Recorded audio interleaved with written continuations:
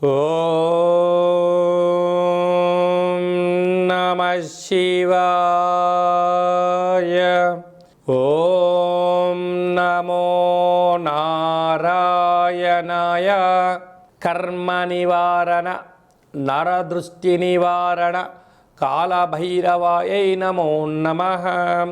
ఓం కాళకాలాయ విద్మహే కాళాతీతాయ ధీమహి తన్నో నరదృష్టి నివారణ కాళభైరవ ప్రచోదయాతు. హరి ఓం. మా ఛానల్కి స్వాగతం. చూస్తున్న వీక్షకులకు ప్రేక్షకులకు ప్రియ కాళభైరవ భగవద్బంధులకి స్వాగతం పలుకుతూ మమ్మల్ని ఎంతగానో ఆదరిస్తూ ఉండబడినటువంటి ప్రియ సోదర సోదరీమణులకు ఎవరిపైనను గ్రహణం దోషం లేకుండా, గ్రహణం యొక్క శూల ఎవరిపైన పడకుండా అందరికీ ఐశ్వర్యాన్ని ఆనందాన్ని ప్రసాదించాలని, అలాగనే తెలుగు సంవత్సరానికి వీడుకోలు పలుకుతూ కొత్త తెలుగు సంవత్సరానికి స్వాగతం పలుకుతున్నటువంటి కాల సమయంలో కనుక అందరికీ ఈ సంవత్సరంలో జరిగినటువంటి అద్భుతాలు ఐశ్వర్యాలు అలా జీవితకాలంలో నిత్యము ఐశ్వర్య ఆనందంగా గడపాలని, సకల అష్ట కష్టాలకు స్వస్తి పలుకుతూ నూతన అధ్యాయ జీవితంలో సువర్ణ అధ్యాయానికి స్వాగతం పలకాలని కోరుకుంటూ అందరికన్నా ముందుగా శ్రీ పరాభవనామ సంవత్సర పండగ శుభాకాంక్షలు. మనకు 1వ తారీఖు మార్చి నెల 2026 నుండి 15/3/2026 వరకు పుట్టినటువంటి వారందరికీ ముందస్తుగా జన్మదిన శుభాకాంక్షలు. గతంలో వివాహం చేసుకున్న వారికి వివాహ వార్షికోత్సవ శుభాకాంక్షలు. ద్వాదశ రాశుల్లో గ్రహ గమనాలు వీక్షింపచేద్దాం. మిథున రాశిలో దేవగురు బృహస్పతి సంచార స్థితి, సింహరాశిలో కేతు సంచార స్థితి, కుంభరాశిలో చతుర్గ్రహ సంచార స్థితి, రవి కుజ బుధ రాహు సంచార స్థితి, మీనరాశిలో శుక్రుడు మరియు శని సంచార స్థితితో ద్వాదశ రాశుల్లో గ్రహ గమనాలు ఈ విధంగా ఉన్నాయి.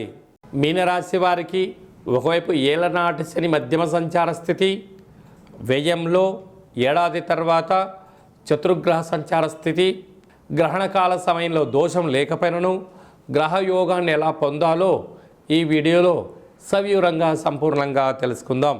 మీనరాశిలో ఏ నక్షత్రాలు వస్తాయి అనగా పూర్వాభాద్ర నక్షత్రంలోని చివరి పాదం 4వ పాదము, ఉత్తరాభాద్ర నక్షత్రంలోని 4 పాదాలు, రేవతి నక్షత్రంలోని 4 పాదాలు కలిపితే మీనరాశి. రాశాధిపతి దేవగురు బృహస్పతి. వీరికి రాశిలోనే శుక్ర భగవానుడు శని భగవానుడు ఉండడం వలన నూతన వస్త్రాలు, బంగారు ఆభరణాలు, షేర్లు, గృహాలు, కార్లు విక్రయాలతో ఆనందకరమైన జీవితాన్ని పొందబోతున్నారు.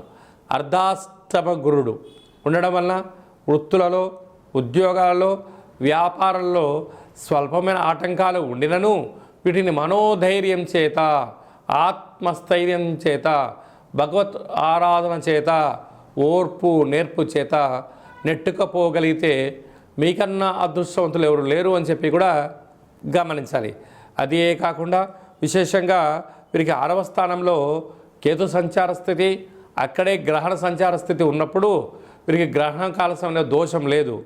అయినను గ్రహణకాల సమయంలో పట్టు స్థానము, విడుపు స్థానము, తదనంతరము దేవతా దర్శనం చేయడం వలన వీరికి యోగం కలుగుతుందని చెప్పి గమనించాలి. వ్యయంలో ఎన్నడూ లేని విధంగా ఆత్మకారకుడు రవి, రుణరోగ శత్రుకారకుడు కుజుడు, కుజదోషము, అక్కడే బుధుడు బుద్ధి భగవానుడు, వాస్తు నరదృష్టికారకుడు రాహు సంచారం చేయడం వలన వ్యయంలో చతుర్గ్రహాలు ఉన్నప్పుడు కుజదోషంతో కూడుకున్న గ్రహాలు అవడం వలన అప్పులు ఇవ్వద్దు, అప్పులు తెచ్చుకోవద్దు. దీనివల్ల పోలీస్ స్టేషన్లు, కోర్టు సమస్యలు, ఆర్థిక లావాదేవీలతో అనేక రకాలుగా ఇబ్బందికి గురయ్యే పరిస్థితి ఉంటుంది. కనుక ఇలాంటి కాల సమయంలో సంవత్సరంలో చివరార్ధ అష్టమి తిథి అవడం వలన కూష్మాణ దీపాన్ని వెలిగించి పూజ చేసి దానము చేయడం వలన దోషం తొలగి ఐశ్వర్యం కలుగుతుందని చెప్పి గమనించగలగాలి.